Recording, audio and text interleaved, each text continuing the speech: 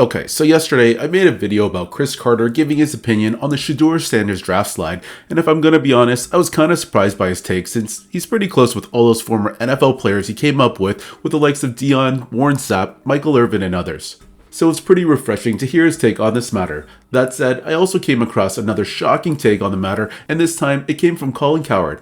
And it wasn't just Colin Cowherd alone, but other very notable media personalities, actually black media personalities, who started to reveal the truth about why Shedeur fell to the 5th round of the draft. Have a listen to these clips, and I'll give you my thoughts in between.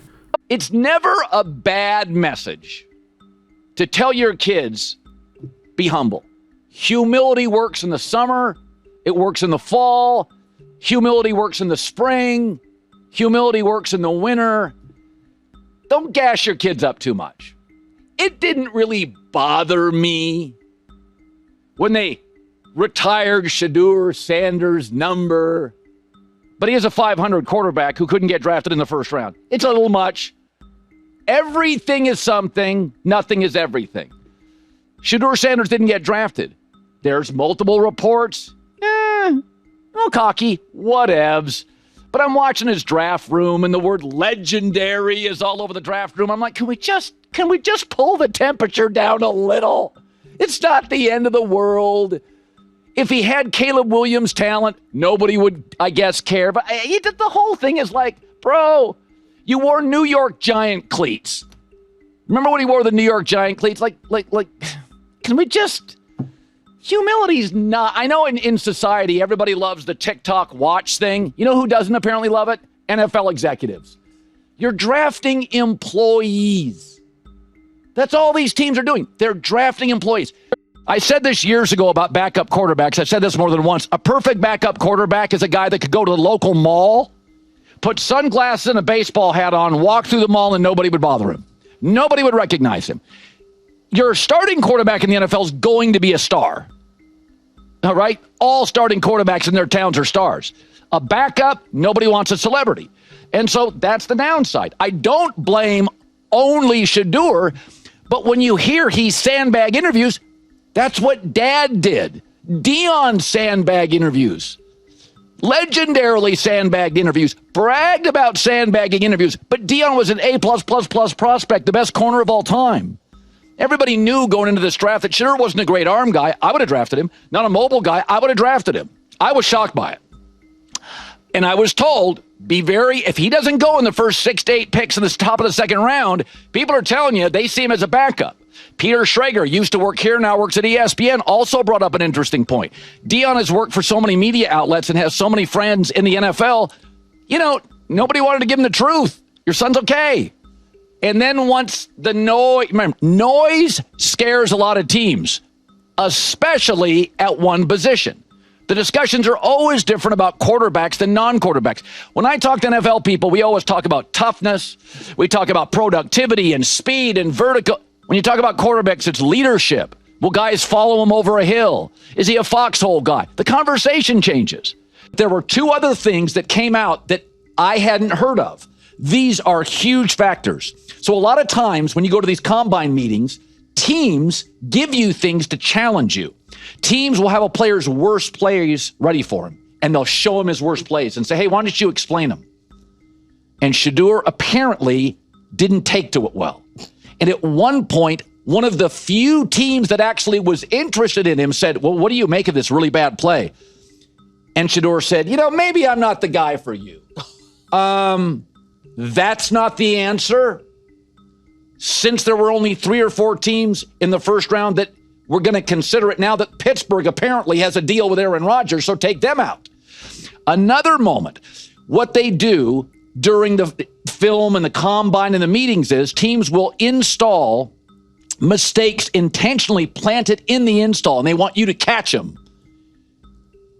Shedeur didn't, and when a coach called him out, once again, it didn't sit well. It's like, bro, there's not many teams needing quarterbacks, especially since Pittsburgh appears to have a deal with Aaron Rodgers and Tennessee's getting Cam Ward. Okay, so I'm going to pause it here for a second. This is one of the points I haven't heard anyone talk about until Colin Cowherd, and I think it's spot on.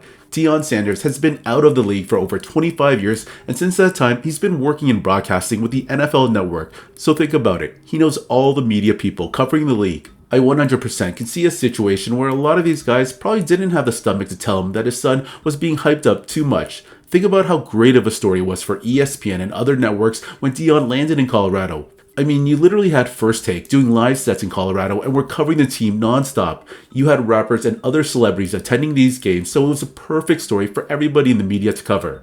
And then when you think about Deion's braggadocious personality, he's not the type that wants to hear anything negative about his son. Think about how many times he snapped at reporters during press conferences in Colorado following a loss. A lot of these guys were probably too close to Deion, and I think it was really hard for them to be honest about his son. Anyways, the next clip is of Chris Broussard and Bomani Jones, and listen to them shoot down the argument that this was race-related, like so many people are trying to say. The elephant in the room for a lot of people, race. Because some people are saying race, yes. Deion because he's black, a white father, would they have viewed that way? Look, are there owners in the NFL that maybe if it was a white father acting as Deion, wouldn't look at it as bothersome? Perhaps, probably, right? But here's the truth. Cam Ward, obviously, black quarterback chosen number 1. Second straight year, black quarterback chosen number 1. He's the 7th black quarterback that's been chosen number 1 in the draft. All right. 2 of the teams that overlooked Shedeur, Andrew Berry with the Browns, the GM is black. And if you're right, coach, it was a white owner that said, go draft him. All right. We saw the picture. He didn't look excited. The Steelers, Mike Tomlin, black coach, they overlooked him. And if you look, I keep looking at the war rooms and when they have it, that was like the blackest war room in the league. Get more brothers in the war room, NFL. My goodness, it's like ridiculous. Where are the brothers at? But then you go to the reporters.